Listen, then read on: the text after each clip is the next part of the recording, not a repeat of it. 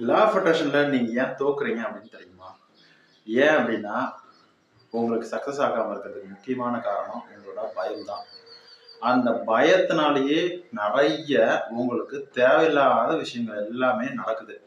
அப்படி இருக்கும்போது, அத வச்சு எப்படி நாம சக்சஸ் பண்றது? அப்படிங்கிறத பத்தி நான் இந்த வீடியோல நாம டீட்டெயிலா பேசலாம். என்ன அப்படின்னா, பொதுவா நாம ஏதாவது ஒரு விஷயத்த ஸ்டார்ட் பண்ணும்போதும் சரி, இல்ல அத நம்ம அடையும் போதும் சரி, அது சம்பந்தமா நெறைய பயந்துப்போம். சரியா? ஸோ, அதுக்கு நம்ம என்ன பண்ணணும்? அப்படி இருக்கும்போது, நாம எப்படி நம்மளோட மனநிலைய வச்சுக்கணும் அப்படிங்கிறத பத்தி பேசப் போறோம். இது ரொம்ப ரொம்ப சிம்பிளா இருக்கும். டீட்டெயிலா, பொறுமையா, முழுமையா கேளுங்க. அப்பதான் புரியும். ஓகேவா? அதுக்கு முன்னாடி என்னோட வாட்ஸ்அப் நம்பர் டிஸ்கிரிப்ஷன்ல இருக்கு. உங்களுக்கு சக்சஸ் ஸ்டோரீஸ் ஏதாவது இருந்தது அப்படின்னா, நீங்க ஒரு ஆடியோ ஃபார்மேட்ல அந்த சக்சஸ் ஸ்டோரிய நீங்க ஷேர் பண்ணலாம் வாட்ஸ்அப்ல. அதுக்கப்புறமா நீங்க இது வரைக்கும் சப்ஸ்கிரைப் பண்ணாம இருக்கீங்க அப்படின்னா, சப்ஸ்கிரைப் பண்ணிட்டு நோட்டிஃபிகேஷன் பெல் ஐகானை கிளிக் பண்ணிக்கோங்க. அதுக்கப்புறமா இந்த வீடியோ பிடிச்சது அப்படின்னா ஒரு லைக் பண்ணிட்டு மற்றவங்களுக்கு ஷேர் பண்ணுங்க. உங்களோட கருத்துக்களை கமெண்ட்ல கொடுங்க. ஓகே. இப்போ வந்துட்டு நிறைய பேத்துக்கு ஒரு விஷயத்து மேல இல்ல ஒரு விஷயத்த செய்யறீங்க அப்படின்னா பயம் தான் இருக்கு. அதாவது அந்த பயம் எப்படி இருக்கும் அப்படின்னா, இப்போ ஒரு எக்ஸாம் எழுதுறீங்க, நம்ம பாஸ் ஆகுமா ஃபெயில் ஆகுமா, நமக்கு பிடிச்ச அதாவது நமக்கு தெரிஞ்ச கேள்விகள் எல்லாமே வருமா, அப்படியே வந்தாலும் நம்ம அதை எழுதி முடிச்சிருவோமா அப்படிங்கிற பயம்.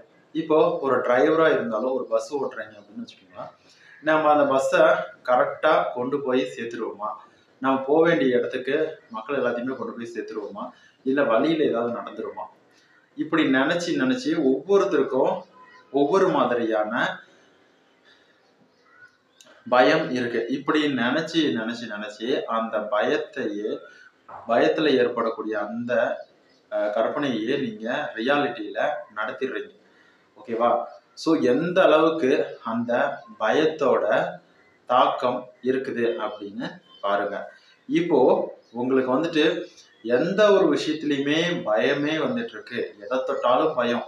நம்ம ஒழுங்கா எக்ஸாம் எழுதுவோமா, ஒழுங்கா பாஸ் ஆயிருவோமா, ஒழுங்கா டிரைவ் பண்ணிடுவோமா, ஒழுங்கா ஸ்விம்மிங் பண்ணிடுவோமா, நாம சரியா பேசிடுவோமா, ஒரு மேடையில பேசுறோம், நம்ம சரியா பேசிடுவோமா, நம்ம நம்மளோட லைஃப் பார்ட்னர்கிட்ட லவ் சொல்லணும், இல்ல சாரி கேட்கணும், நம்ம சரியா பண்ணிடுவோமா, அதை அவங்க அக்செப்ட் பண்ணிடுவாங்களா, அவங்க நம்ம கிட்ட பேசுவாங்களா, இந்த மாதிரி எதுக்கு எடுத்தாலும் பயம்.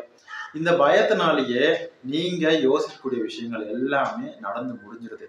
நீங்க பயத்துல என்ன யோசிப்பீங்க? நீங்க எது நடக்க கூடாது, இல்லைன்னா இந்த மாதிரி நடந்துருமோ அப்படின்னு நினைப்பீங்க. இந்த 2 விஷயத்த மட்டும்தான் அதிகமா நினைப்பீங்க.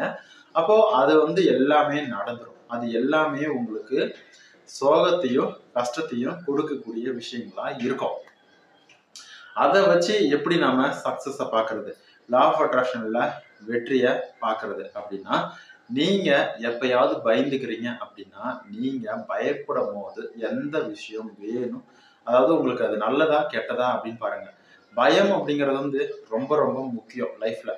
ஏன் அப்படின்னா, உங்களுக்கு லைஃப்ல ஒரு விஷயம் நடக்க போகுது, அது சங்கடத்தை ஏற்படுத்த போகுது அப்படின்னு முன்கூட்டியே ஒரு கற்பனைய கொண்டு வந்து காட்டுறது தான் இந்த பயம் அப்படிங்கிறது. ஆனா இது முழுக்க முழுக்க கற்பனை தான். ரியாலிட்டியும் கற்பனையும் போட்டு மனசு போட்டு குழப்பி நீங்க அதிகமா பயந்து வருத்தப்படுறீங்க. அப்படி இல்லாம இது கற்பனை தான், இது நமக்கு எச்சரிக்கை கொடுக்கறதுக்காக மட்டும்தான் அப்படின்னு நல்லா புரிஞ்சுட்டு, நீங்க அதுக்கு மாறா என்ன பண்ணணும் அப்படின்னு நினைக்கிறீங்களோ அதை பண்ணணும். சரியா?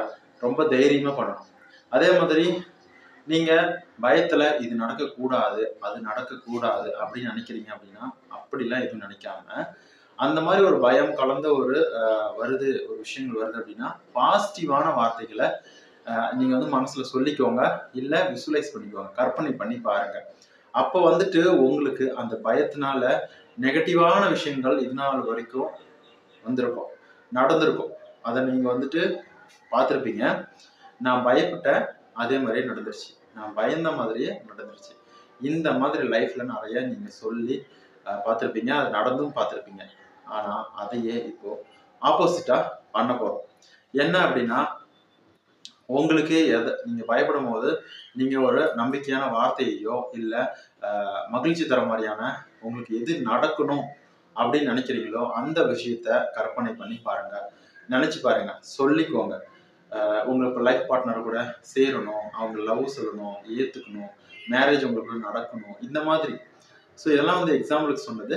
நீங்க உங்களுக்கு எந்த மாதிரி நீங்க சொல்லணும் அப்படின்னு கற்பனை பண்ணணும்னு நினைக்கிறீங்களோ அந்த மாதிரி நீங்க பண்ணிக்கலாம். முழுக்க முழுக்க இது பாசிட்டிவான வார்த்தைகள். நீங்க சொல்ற மாதிரி இருந்துச்சு அப்படின்னா பாசிட்டிவான வார்த்தைகளை யூஸ் பண்ணுங்க. நீங்க வந்துட்டு கற்பனை பண்ற மாதிரி இருந்துச்சுன்னா திருப்பியும் பயம் கலந்த நெகட்டிவான விஷயத்த கற்பனை பண்ணாம சந்தோஷம் கொடுக்கக்கூடிய நல்ல விஷயத்த கற்பனை பண்ணுங்க. உங்க லைஃப்ல நடக்க வேண்டிய எல்லா விஷயங்களுமே வந்துட்டு ரொம்ப நல்லதாவே நடக்கும்.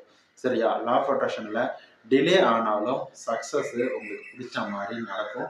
நீங்க லா ஆஃப் அட்ராக்ஷன் நடக்கல, ஒர்க் ஆகல அப்படின்னு இருந்துச்சு அப்படின்னா தப்பு மற்றவங்க கிட்ட இல்ல, உங்ககிட்ட தான். அதை நீங்க என்ன பண்றீங்க அப்படின்னு உங்களையே கொஞ்சம் செக் பண்ணி பாருங்க. ஸோ உங்களுக்கு ஏதாவது டவுட் இருந்ததுன்னா நீங்க கமெண்ட்ல சொல்லுங்க, அதை நான் உங்களுக்கு ரிப்ளை பண்றேன்.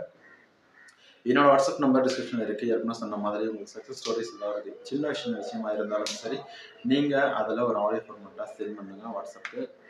ரொம்ப நன்றி, வணக்கம்.